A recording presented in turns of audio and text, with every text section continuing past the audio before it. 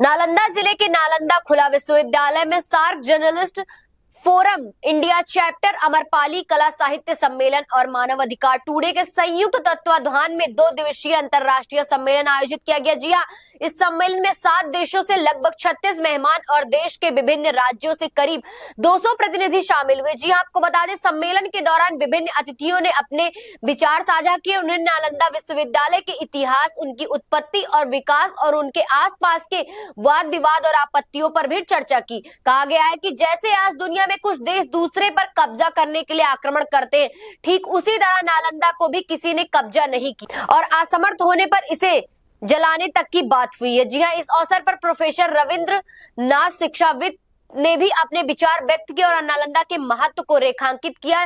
सम्मेलन में कला, साहित्य और मानव अधिकार से जुड़े मुद्दों पर भी चर्चा की गई।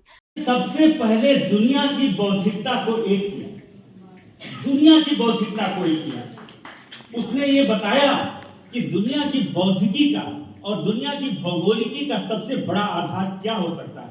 उसने चीन, जापान, दुनिया के सारे देशों की सीमाओं को, सारी भाषाओं की सीमाओं को, आप जाइएगा कल वेंसांग की मूर्ति को देखिएगा। हमने नालंदा महाविहार के दक्षिण कैंपस में लगवाया हुआ। वो आए यहाँ पर और उन्होंने विभिन्न ग्रंथों का अनुवाद किया। यहाँ उन्होंने संस्कृत सीखी, पाली सीखी, अनेक भाषाएं सीखी, प्राकृत सीखी। तो भाषाओं के जो बाहर थे, भाषाओं की जो सीमाएं थी, उनको अतिक्रमित किया, उनको तोड़ा। तो नालंदा क्या कर चुका है और क्या करना चाहिए हमको आगे। नालंदा ने भाषा की सीमा तोड़ी, नालंदा ने जेंडर की सीमा तोड़ी, नालंदा ने देशों की सीमा तोड़ी, नालंदा ने ह्यूमैनिटी को व्यापक बनाया, वसुधैव कुटुंबकम किया। और नालंदा इस तरह से नालंदा ने डेवलप किया कि मनुष्यता ही किसी जिंदगी का आधार है। और मित्रों, जब हम आज की शिक्षा प्रणाली को देखते हैं, हम लोग शिक्षक हैं, पढ़ाते हैं, प्रोफेसर, तो हम विचार करते हैं कि जो आज शिक्षा प्रणाली है, जो मातृभाषा की जरूरत बढ़ाई जा रही है। मैं एक नाम लूंगा, आप लोगों को शायद ज्ञात नहीं होगा, कुछ लोगों को ज्ञात होगा। हिंदी कविता को जन्म देने वाले सराहपा महापंडित राहुल सांकृत्यायन ने कहा है कि हिंदी की अपभ्रंश कविता, यानी हिंदी की शुरुआती कविता, दोहा कोश को रचने वाले नालंदा के इसी महाविहार में जो 1500 साल पूर्व था, उसमें वो संस्कृत के आचार्य। यानी ये वो धरती है जो साहित्य को जन्म देती है, भाषाओं की गतिविधि, द डायनेमिक्स ऑफ लैंग्वेज को जन्म देती है। तो ये नालंदा कोई सामान्य जगह नहीं रही है। और आखिरी बात कहकर मैं बात को समाप्त करना चाहूंगा कि नालंदा बताता है कि शिक्षा केवल रोजगार की चीज नहीं है, वो जिंदगी जीने की चीज है। नमस्कार, धन्यवाद। नालंदा आज के समय में असहमतियों की जगह देने का प्रस्ताव करता है। आप कभी ये न सोचें कि नालंदा कोई अतीत की वस्तु थी, अतीत की जगह थी, या अतीत का कोई पहला दुनिया का विश्वविद्यालय था। नहीं, वो हमारे समकाल को, हमारे कंटेम्परेरी टाइम्स को फ्यूचर में जानने का सबसे खूबसूरत तरीका है। हमारे लोकतंत्र का सबसे बड़ा आधार वैशाली और नालंदा ही है। तो जिस धरती पर आप पधारे हुए हैं, वह धरती सबसे बड़ी धरती है, जहां पर केवल ज्ञान को मौखिकता में नहीं लिया जाता, ओरेलिटी में नहीं लिया जाता, उसको जीवन में बरता जाता है, जीवन में उतारा जाता है। मैं एक बात बताऊं, आज शिष्य और गुरु के क्या संबंध रहे।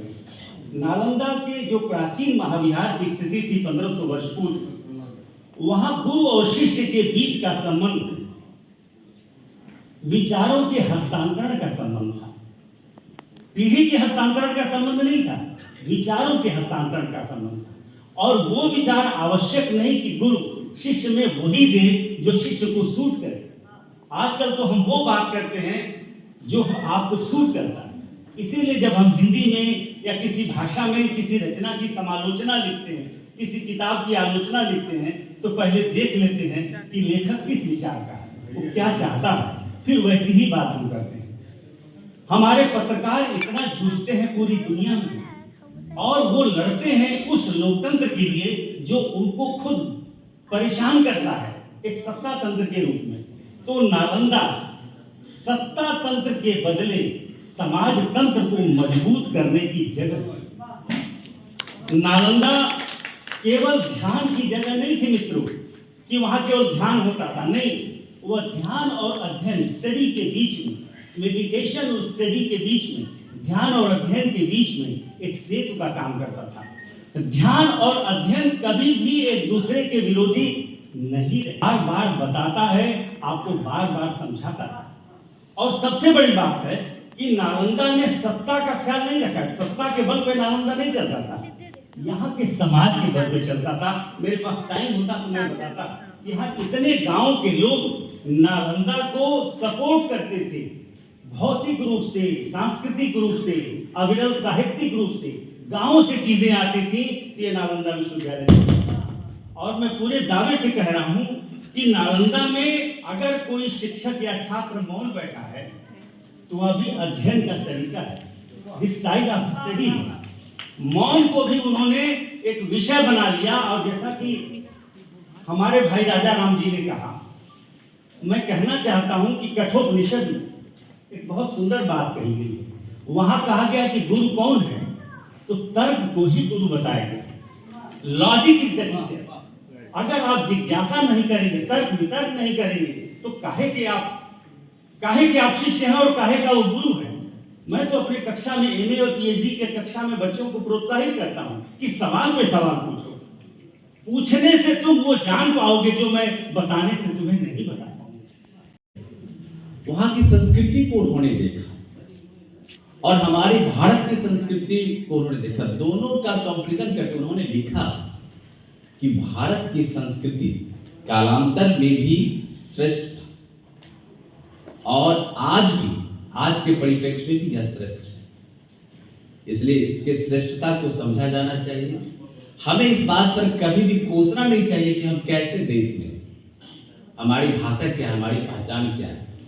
हर राष्ट्र को, हर नागरिक को अपने राष्ट्र पर गर्व होना चाहिए, उस राष्ट्र के भाषा पर, उसके गान पर, उसके संस्कृति पर गर्व होना चाहिए और गौरवान्वित करना, अपने उत्कृष्ट कार्यों से अपने राष्ट्र को, अपने क्षेत्र को, अपने संस्कृति को गर्व करना चाहिए। तो इन्हीं शब्दों के साथ मैं अपनी वाणी